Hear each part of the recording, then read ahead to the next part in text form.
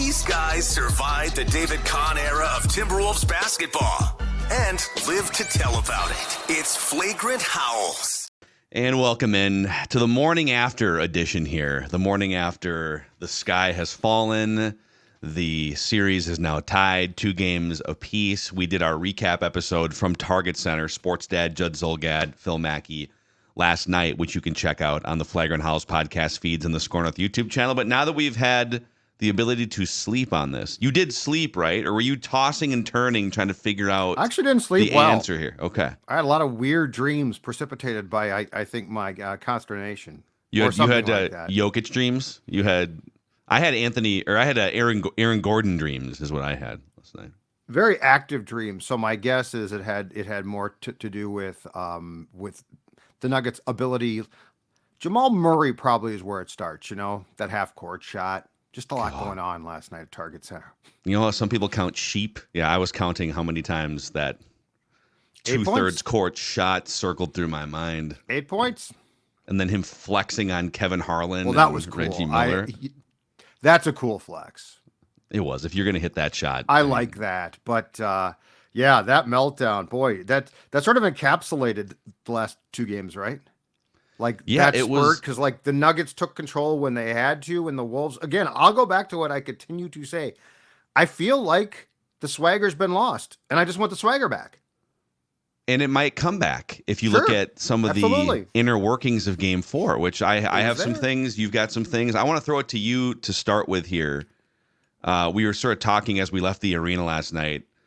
We said, let's do an episode. Let's sleep on it. Let's do another episode tomorrow. And let's take sort of a forward look of what can they learn or what can they pivot to and from these just awful losses, Game 3 and Game 4. But I will say before I throw it to you, and I got a bunch of stuff here, It really does feel like a lot of Wolves fans have either bailed on this thing entirely after the last 2 games, or just have been out of the game so long, rightfully so, by the way. For 20 years, the Timberwolves were not making deep runs in the playoffs. And I just want to tell everyone, when you're facing the best team in the world, and a team, by the way, that was playing highlight reels of national criticism all week long leading into Games 3 and Games 4, getting hyped to take over their mantle as the best team in the NBA again. This team wants a dynasty. The Denver Nuggets want a dynasty. Jokic, 3-time MVP, right? And so you are literally running headlong into a determined championship basketball team here. This was not supposed to be easy. Game 2 was the anomaly. That wasn't supposed to happen. It woke the Nuggets up, and here we are, man. It's 2-2. It's a 3-game series now. Game 5 in Denver. After sleeping on it, this is fun, man. This is everything we have wanted for 20 years following this basketball team. Give us heart-pounding, fun postseason basketball. It was never going to be, the Wolves are relevant for the first time in 20 years, and they go 16-0 in the playoffs, and now they never lose again, right? This is part of the 2-month grind and fight that is the NBA playoffs. Strap in and get used to it. What I love about this, though, now is we really get to learn, after a really successful season, who's got character. Like Ant showed last night. Tons of character. Character in spades, right? But I mean, if you're the Wolves, if you're Tim Connelly, this is going to help you a lot sort through things. Because right now, look, if you're going to win a championship someday, who knows when, it's games like this now that are, to me, pivotal because you can make decisions. And it's interesting. Ant is a superstar, and Ant is a fantastic player. He had a bad Game 3 and was just great in Game 4. But the reality is Ant's not really reflective of the age of this team. So, you can't say, well, the Wolves lost, but they were a young team. Not really a young team. Ant is young, but you look at, we've talked about this. You look at Karl, you look at Mike Conley, you look at some other players. They're not across the board young. So I do think that last night's why I was actually more disappointed last night than Friday, because Friday you got just blown out. You just got blown out. That was never in question at one point. Last night was, and the Wolves really weren't up to the details of that game, which bugged me. But now what I'm just fascinated to see is Game 5, right? Because Game 5 is where you either Yeah. You either button it down and you come out on the road and play another great game, or you're in big trouble. So like this to me is great as far as who plays well. And yes, I'm looking at you, Kat. Who comes out and does their job. Do your job. Game 5 is a do your job night. Yeah, they absolutely can win Game 5. I mean, hell, they've won every road game they've played in the playoffs so far. They have not lost 3 straight games all season. This team goes back to the lab. The coaches, the players, they go back to the lab better than pretty much any team in the league this season. Now, this is a different level of pressure and spotlight and opponent. I get it. But, yeah, like to throw in the towel here, fans, players, coaches, like this is it. This is how it works, man. Yeah, and I don't think the players are. I don't think the coaches are. But what I want to see now is, look, this is sports. You come out and surprise a team. They're really good. They adjust. I mean, Mike Malone in games 3 and 4 made some terrific adjustments. Absolutely terrific. Like Aaron Gordon and Jokic taking the ball up court. Exactly. They're doing little things, X's and O's in the half court too, to spring Jokic free. And now, Finchy, it's your turn. It's your turn. If you adjust and surprise them now, your move, Finchy boy. Exactly, exactly right. It's like rounders. Pop some painkillers and put the film on. It's like rounders. All night he check. So well, I'll throw it to you first. I mean, we both kind of have a bag of thoughts and things here, but as we look ahead to tomorrow night, what are some things that are top of mind for you here, Sports Dad? Actually, I put together a pie chart, as we discussed. The Rock knows how you feel about pie. Let's go. And here's what I'm so we toyed with like a pie chart off the game last night, but we talked about the game last night for an hour post game. So I'm calling it the Game 5 pie chart of more. Who do I need more from? Okay. So it's criticism, but it's also just flat out, hey, you got to give more. Yeah. I have 4 slices. I'm going to start off with 15% to Nickeil Alexander-Walker, who in the 2 games, in games 3 and 4, 3 of 12 from the field, 0 of 7 on threes.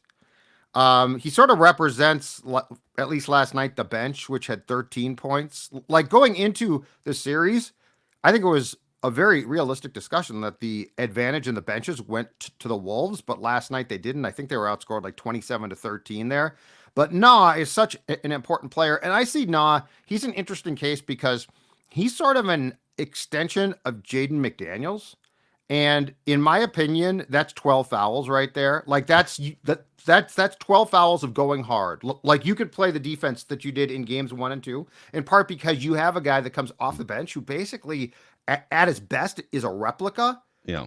And really probably a better shooter when he's going well.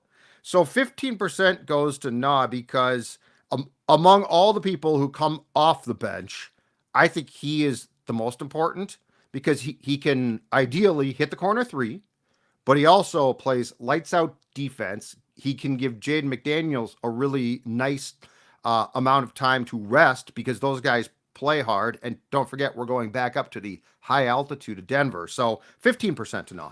I will say, obviously the Nah in order defense was not quite what it was in game 2 in these last 2 games. I do appreciate the Target Center audio people putting in the dun-dun, the Law and Order. Whenever they make a stop, we've now got the Nah and Order dun-dun over the speakers. That's great.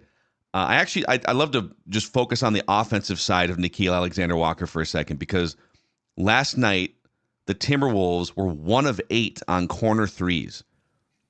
As a team, they are one of the best corner three-point shooting teams in the NBA. They shoot 41% as a team on corner threes. Boston's number 1 at 44% as a team. Nickeil Alexander-Walker specifically is a 45% shooter on corner threes. Conley and Nickeil are money from the corner all season long. And again, it's this happens in 1-game samples. It's like you're going to have games where you just don't make your shots because it's basketball. And that's what happened last night. The Wolves as a team, like I said, were 1 of 8 on corner threes. Nickeil, I don't have the Nickeil stats in front of me, but he missed every 3 he took. It was 0 for 3 or 0 for 4. And I believe 3 of those were in the corner, wide open, in situations where, okay, if you make this, it can go from 8 down to 5, and now the crowd's into it. Yep. And it's not something you can really hammer him for because you're gonna miss 55% of your corner threes, and it just so happened that in a small sample size last night he did. But it is critical for the Wolves to be making these corner threes because that's what the Nuggets are going to give them on some of these possessions. Mm-hmm. And another thing, we talked about this on last night's pod, Nickeil in the corner.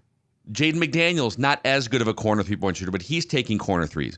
When those guys miss corner threes, it's also a long haul back in transition on defense because now it's a rebound outlet, and your best defenders, Nickeil and Jaden McDaniels, after missing a corner three, are trailing the entire play. So you don't have your best point of attack defenders. So it's just making those shots is so huge. Missing those shots can create massive problems. I do expect Nickeil to come out of it, but again, we're dealing in like do or die. You might only have 2 games left to snap out of it, so it's like you got to knock these things down. So not in games 3 and 4 here, 0 of 7 from 3, and last night combined with Jaden, who made 1 of 7 from 3. Yep. So yeah, it's hard to hold a sample size against a guy, but that being said, you don't have time to dismiss it either. So that becomes imperative, but there's just more there. But as we look for things, I feel like Positive Phil has a duty right now, and I'm not blowing smoke. If I believe that they were cooked, I would tell you straight up. I think anyone who has consumed our podcast long enough know that we speak our minds and we try to speak truth, right? There is a big pile of things that are sort of skewed toward Denver, either statistical anomalies or like just things that aren't repeatable, and we're going to get to more of these. The Wolves going 1 of 8 on corner threes and Nickeil Alexander not being able to make a 3 in these last 2 games, like that is an anomaly that should swing back toward the Wolves. Can it swing back fast enough? Right. Is the question. Right. All right, so 15% to Nickeil Alexander-Walker. The Rock knows how you feel about pie. 20% Game 5 pie chart or more to Chris Finch. Chris Finch is the guy that leads this team. 1, you're going to have to make adjustments. Like you probably didn't make enough adjustments or didn't do it effectively. Your players didn't from game 3 to 4. Denver has definitely changed things, which to go back, I mean, Mike Malone won a championship. He's a really good coach. Also, I feel like the loss of a swagger has to go to Chris Finch as well, because that's your team. Like you're the one who's in charge. I mean, to your point, Mike Malone assembled every clip of everybody saying, oh, the Denver's cooked after 2 games. Look at how the defending champ, you're kidding me. The Timberwolves are the up-and-comer. The Timberwolves, in the words of Stephen A. Smith, I can't believe I'm saying this, might win the NBA championship. But like this is now the time. Hell, get up this morning. Go pull Perk talking about how disappointed he is, because Kendrick Perkins loves the Wolves and they've disappointed him, right? But I mean, there are certain things that just have to be done from a mental standpoint here, because I think if you get the swagger back, I think if you get the right mentality back, and this team for 6 games had it, I mean, in spades, you're talking about now things do start to go well because your confidence soars back up. Well, and part of this is 100% confidence. I'll give you one thing. All right. I am not an NBA coach, and I wouldn't feel comfortable telling Chris Finch how to fix this because he knows a lot more than I do. But I've got some suggestions for the suggestion box. Let's play a game of one of these things is not like the other. Okay. Thanks to Jake Painting Howls and Growls on Twitter for compiling this list. These are individual Wolves players in this rotation in the 8 playoff games. What is their cumulative plus minus across 8 playoff games? I know where you're going. Yes. Gobert is a plus 73. And by the way, I don't think Gobert has played nearly the level of, he hasn't played near his peak in these last 2 games. Right. But he was a team leading plus 9 last night. So I think sometimes the things that he does well are hidden and don't show up in the box score. But he is a plus 73, which leads all Timberwolves in the playoffs. Yes. Jaden McDaniels, a plus 66, another guy that the things he does don't always show up in a box score. Anthony Edwards, plus 61. Mike Conley, plus 56. Karl, plus 16. Okay, all right. Now, Karl's been, until last night, no complaints. I'm sure we'll get to Karl. No complaints. Nickeil Alexander-Walker, a plus 12 in the playoffs. Naz Reid, 0. He's a break even. Gonna need a little bit more from Naz Reid. Monte Morris, who hasn't played that much, is a 0. Kyle Anderson, minus 35 in the playoffs. Minus 16 in 6 destructive minutes off the bench last night. Yeah, so what are we doing there? I think you know how when you go from regular season to playoffs, you go from like a 9 or a 10-man rotation and you cut it pretty quickly to like 8. And then as you go even deeper, sometimes ideally you'd play 8 or 9 guys and just lean on your depth. But some teams get put in a situation where guys become unplayable, and now an 8-man rotation, 9-man rotation becomes 7-man rotation. I think that's what's happening here. I just don't know that you can keep, dude, he was a minus 10 in a 2-minute stretch in the second quarter. And part of this too is the Wolves actually held their own in the Jokic minutes. Like Jokic was dominant, but at the end of the day, the Wolves are a minus 3 only in the Jokic minutes. Yeah. And Chris Finch and Mike Nori. Maybe Mike Nori went rogue, man. Maybe Chris Finch was back there banging his crutch on the seats. I like Finchy by the scores table more. I feel like there's more control. That's there. why going back to Denver, trying to yell across the bench. But they ran out a lineup in some non-Jokic minutes in the second quarter. It was like a 5-point deficit, and boom, like you blink twice and it's a 14-point game. In part because they ran a lineup out that has basically never played together, and it included Kyle Anderson. So I'm not putting it all on Kyle, but he just has not been effective, and he's not the same player that he was a year ago for this team. And you might just have to cut bait on him for the rest of this series in this rotation. Who takes it? I mean, so do you Nobody. play guys just more? You don't like replace him in the rotation. You just, right. That's what I'm saying. Like, well, Naz Reid only played 19 minutes last Nas night. could definitely played more. 25, 20. You need, and by the way, you need offense. Like Naz Reid, next to Anthony Edwards, Naz Reid is the closest thing to like manufacturing microwaving offense. Did you see the stat? And it was on Get Up this morning, but I saw it on Twitter last night. Did you see the stat with Ant on the floor and off last night? Mm-mm. In 45 minutes and 20 seconds on the floor with Ant playing, the Wolves were a +5. Mm-hmm. In 2 minutes and 40 seconds off the floor, they were a -13. That's LeBron type stuff, dude. They were That's like LeBron Cleveland stuff. They were 1 of 4 on field goals. And conversely, speaking of Ant's defense, which we probably don't talk about enough sometimes, Denver was 6 of 6. Mm-hmm. Yeah. Dude, it is. I mean, that game was winnable, like we talked about last night. Do you remember feel like it at times, but it was the Cleveland in both stints? LeBron in Cleveland, the first time around, where like Larry Hughes was his sidekick, and like Ilgauskas and Drew Gooden and those guys. Love Larry Hughes. And LeBron is just carrying that team to places that it probably shouldn't have been. But then the second time around, when Kevin Love was hurt and wasn't Kyrie hurt at one point, and you're trying to find ways to get him a minute or two here and there, and he'd leave the court, and then the Warriors would go on like an 8-0 run, and then they'd bring him back exhausted after a minute. That's what it felt like. Yes. Like there's two components. There's the Jokic on versus Jokic off. How do you navigate? How do you hold your own when he's on and then gain ground when he's off the court?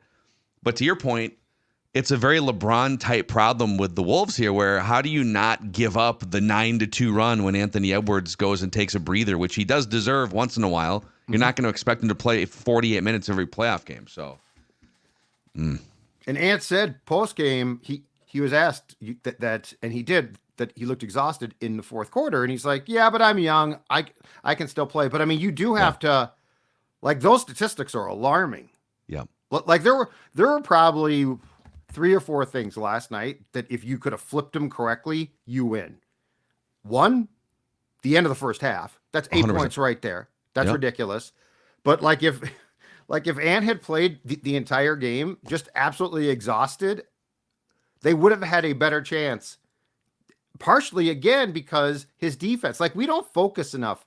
Because when you watch this team play and Ant is engaged defensively, it is remarkable. But he's so good offensively, I think we just sort of shrug it off at times. Yeah. At one point when Murray was on that roll, it was like early fourth quarter, and Anthony Edwards switched on to Murray for a couple possessions and said, enough of this ish.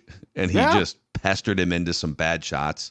Absolutely. But Absolutely. okay, so you got 20% to Finchy. Okay. Yep. 15% to Nah, 20% to Finchy, 25%. Slice number 3 goes to Rudy Gobert, who the last 2 games has looked tired.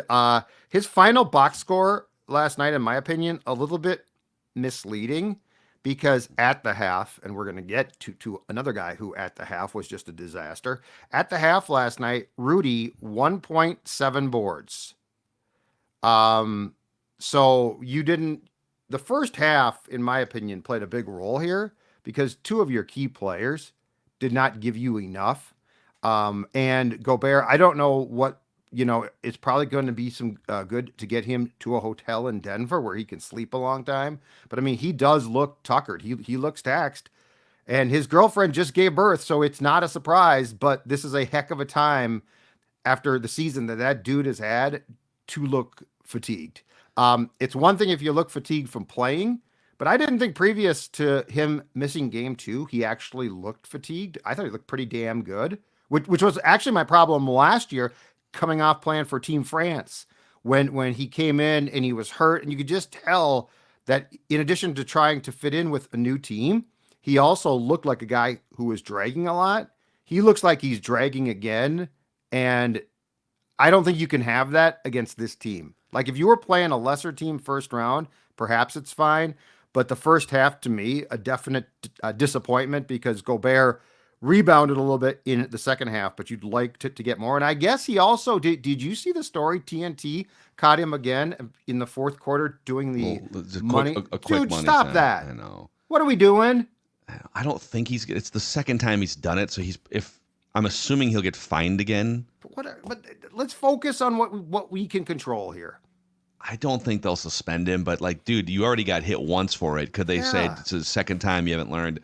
I would have given a smaller percentage. I think let's move on to the next chunk here, because I think there's more to talk about. But the 5 turnovers for Rudy, he's not the most like sure-handed, smooth player out there, as we know. But it was like, yeah, it was clunky the first half, especially. I would say he came around though. Like, his offensive rebounding was there last night. He was a team leading +9. Yeah, his second half, I think he was far superior to what he was in the first half. But the defensive rebounding was there for him. Like the Wolves, it's funny, the Wolves dominated the rebounding battle. Of course, when the Nuggets aren't missing shots, there's just like there's no rebounds to go around. They only needed 5 offensive rebounds. Okay, that means 40% to 40% to Mike Conley. No, 40% knows how you feel about pie. To Karl-Anthony Towns. So in game 3, he was spectacular shooting wise, but he only took 7 shots. Okay. So that, I think we sort of were like, well, Cat has to shoot more, but that might be coaching. Why didn't they get him in the flow more? I believe Cat sort of got a pass on that, which might be entirely fair. I don't know. But here's what he doesn't get a pass on. Last night, 5 of 18 from the field, 13 points. He had 1 more point in taking 7 shots in game 3 than he did in taking, again, 18 shots in game 4. And I thought I had written this down, but I got it right here. At the half last night, he was 1 of 10 from the field for 3 points and was a -6. He ended up a +4. Again, some guys came back a little bit in the second half. Playing the Nuggets in the playoffs, this is not a choose your own adventure half thing. Like, hey, I'm going to choose the third and fourth quarters. Yeah. You need, so 40%, I need far more. I think you will lose this series unless you get far more from Cat. And on the other side, you will win this series if he falls back in line and leans on the things that he's been leaning on in these playoffs. You know what it's like when you're trying to lose weight? You know, you gotta lose 25 or 30 pounds, and you're working out, but really it's about cleaning up your diet. And the best way to clean up your diet is to just take away the foods from your pantry that you snack on at 10 o'clock at night, right? Take away the chips, take away the sugary stuff, and just don't even let it be an option in your household. Mm-hmm. It's not even an option in your pantry, not even an option in your refrigerator, your freezer. For Karl-Anthony Towns, the junk food, stray voltage drives, and post-ups where he's trying to play hero. That is like the Doritos late at night, the ice cream pint in the freezer, but he loves the junk food. Because in his mind, he's a unicorn. And he is. Like, he's super talented. He can dribble drive from the top of the key. He feels like he can go to work in the post. He gets into these individual battles with like Aaron Gordon and feels like, I'm not going to get punked by this guy. Let me throw my weight around. Or he watches Jokic do it sometimes. But that's the worst possible thing for this team. So Karl in the regular season, in fact, I would have given more than 40% to Karl here. I probably would have taken some away from Rudy, maybe even a little bit away from Nikhil, but like, I'm fine with this. Karl in the regular season shot 42% from three-point range, and he's shooting 55% from three-point range in the playoffs. He is one of the best three-point shooters in the entire league. But of the 18 shot attempts last night, only 4 were three-point attempts. In fact, in the 8 playoff games so far, he's averaging only like 4.2 attempts per game. So some of this is schematic, like quit posting him up against Aaron Gordon. Quit posting him up in the low block where either they're just going to put Gordon on him or they're going to double from the top side. And now he's not a great passer out of double teams either. They're putting him in spots or he's like getting himself into spots that are unwinnable for him. And then these stray voltage drives where he hits the deck. Where's the foul? And then the ball goes back the other way. It's like people wonder, Mackey, why are you so critical of him? Game 4 was the encapsulation of why I am critical of him. He's also been largely excellent in the first 7 playoff games. Lean back into the things that are the reason for the team's success. If you're going to take 18 shots, 12 of them should be three-pointers, top of the key, corner, wherever it may be. So if they get more of good Cat, they can win this series. But if he's going to go hero mode in the post and stray voltage drives and hit the deck and put the arms up, right? Like, you have no chance if he keeps trying to essentially hero mode outside of the context of what's worked offensively for this team. And I believe post-game when Finch was asked about this, he said something along the lines of he played too fast, which we've all seen before. When the game speeds up to Cat and he basically he hyperventilates, he panics, he's absolutely done. The problem is, as an opponent, you know that. So, like, you know that. He was doing such a good job of being on his best Cat behavior as a basketball player that it was refreshing. Yeah. And the thing is, the hero on this team exists. Everyone needs to play their role. And Karl talks about that. Like, he knows that Ant is the guy. Now, Ant asked last night about Karl postgame, said, because he said, what do you say? Somebody said to Ant, what do you say to Karl, when he's taken 18 shots and made 5? And Ant's immediate response was, well, he's a superstar. All right, let's slow the roll there on that. I love that he says that, though, because Karl needs to be pumped up to play at his best. Right, but I don't have to. So I will say this. Let's slow the roll on. He is a unicorn. He is a special player. And for a big man, the one thing that Karl's right about is he might be the best three-point shooting big man of all time. But that's what he is. That needs to be, if you turn to him or worse, because I think he takes this upon himself, if he turns to himself to try to win a game or try to set a tone, he is totally over his skis. And so I gave him 40%, and you're right, he could have got 50. Yeah. But no matter what you give him, the reality is this team's only hope, and it becomes a decent hope, is if everybody goes back to playing their role. And the home games, it's interesting. They got home, and yes, I believe that they had read their press clippings, watched ESPN. I think there were a lot of factors. But it was also like they were intent on trying to please the crowd at times, especially like Cat last night, and it backfired. So everyone, take your lead from Ant in Game 4. Take your lead from him, play off of that, and I think this is going to be extremely, extremely fun. The Rock knows how you feel about pie. So the pie chart of more, the 4 Game people that we need more from, according to Judd, 15%. Well, I'll just say Nickeil Alexander-Walker. We need 15% more of him, or it's all within a 100% pie chart. We need more from all these guys. Yep. Nickeil, Chris Finch, Rudy Gobert, Karl-Anthony Towns, maybe a little bit less of Kyle Anderson, if there's a pie chart of that's less. I didn't even think of about him, but that's more Finch. Because I mean that decision can be made. Why do you think Nas didn't play more last night? I don't know, man. Like, especially in a game where you're looking for offensive options beyond Anthony Edwards. Now, I think on the defensive side, Karl is much more of a disruptor to Jokic than Naz Reid is. I mean, Karl has more size. They also, last night, it felt like the most that they were putting Gobert one-on-one. I think Karl is better one-on-one against Jokic than Gobert is. And last night they had Gobert on Jokic a lot one-on-one, but I think if you were to look back at like the recipe for success when the Wolves beat Denver, it's kind of Karl as the sacrificial lamb and big body just trying to disrupt Jokic and absorb that first blow. And then it's Gobert coming in as the help defender. And then that kind of leaves Aaron Gordon a little bit open and roving on an island. But I think the Wolves went into the series and said, yeah, we're going to have to pick our poison to some extent. We're not leaving Michael Porter Jr. wide open because he's one of the best three-point shooters. We got to account for Jamal Murray, and sometimes we're going to double Jokic. So, yeah, like there's going to be guys open, and we're going to try and rotate back over. I think you can live with giving Aaron Gordon 12 shots and expecting that he doesn't hit 11. In fact, like if I just to wrap this episode, I would say the silver lining here going into Game 5 is there's a lot of things that are not sustainable even for as great as the Denver Nuggets are. Aaron Gordon going 11 of 12, and I know he was open on some of these, but he's a 29% three-point shooter. He's not a great outside shooter or even like a mid-range shooter.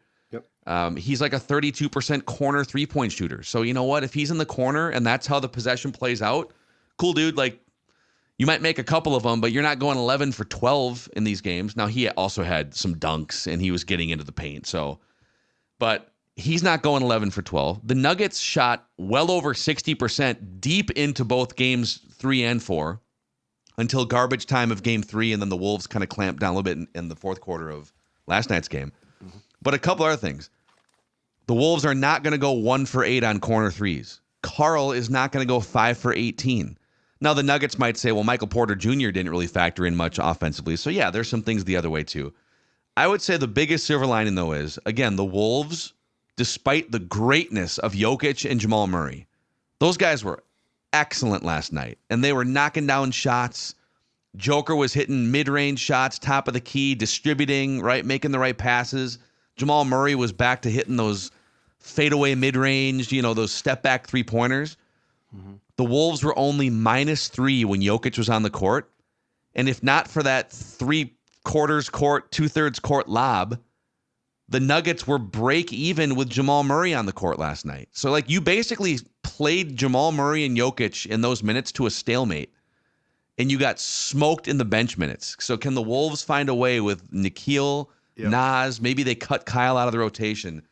Can they find a better way to dominate the non-Jokic, non-Murray minutes going into Game 5? That's the question. So, last night, Porter Jr. and Caldwell Pope were combined from the field 3 of 10. Porter was 2 of 4. He took 4 shots and missed both from 3. Kentavious Caldwell-Pope was 1 of 6 on the field, 1 of 4 on threes. But like you said, the bench was Reggie Jackson with 6. Okay, that's fine. Justin Holiday, who's been sneaky good when he has played in this series, had 10. And Christian Brown had 11. So the other thing, too, is I think they can go back to allowing Jokic to get his points. Have you noticed, and this is something I picked up on a lot more last night, I felt like, they are coming very close to getting in his passing lanes. His normal lob passes, which in the regular season are like just uncontested, the Wolves are coming very close to, dare I football this up and say, jumping the routes of those passes. Well, they did in games 1 and games 2. And Gobert did a marvelous job with the attempted, I think, to Aaron Gordon. But the point is, like, there's enough here where, again, to me, it goes back to Finch. There are adjustments, or there's adjustments they're trying to make that could be very intriguing. But yeah, if I was to have told you at the start of last night, Porter Jr. and Caldwell Pope are going to combine for 10 shots, and they're going to make 3, I don't think you would have given Denver a great chance.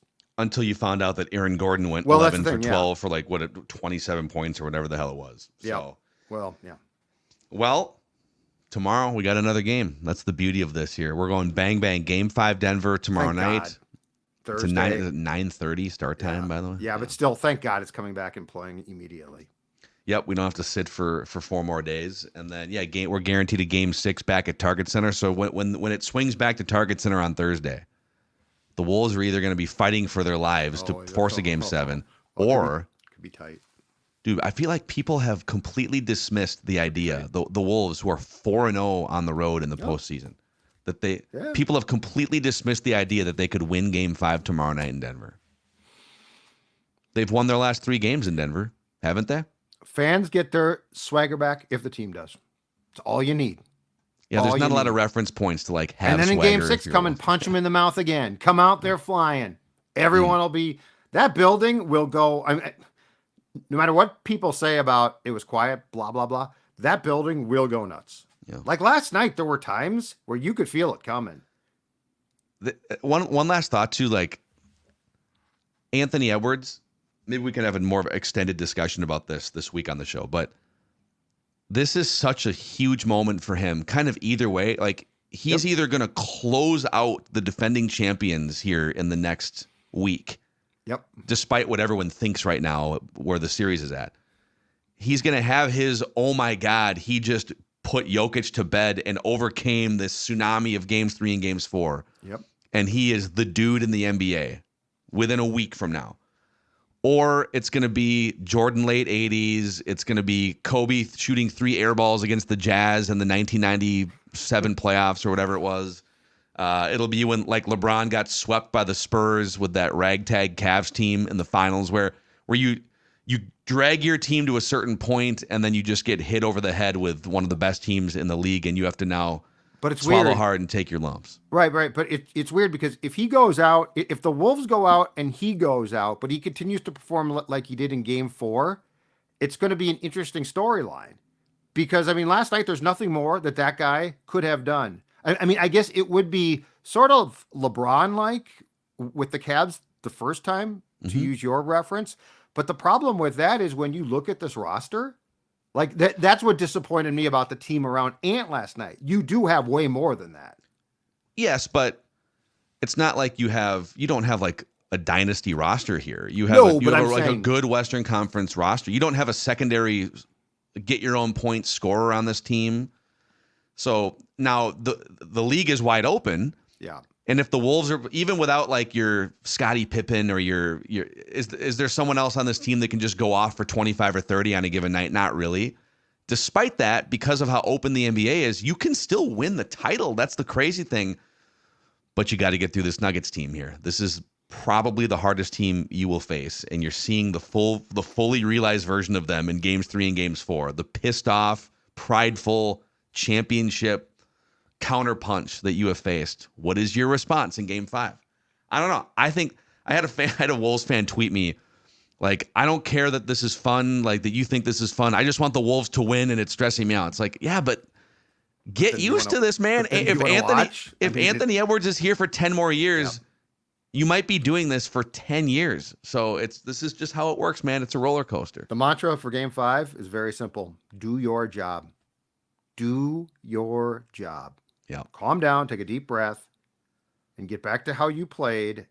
Because if you do that, you got a good chance. Yep.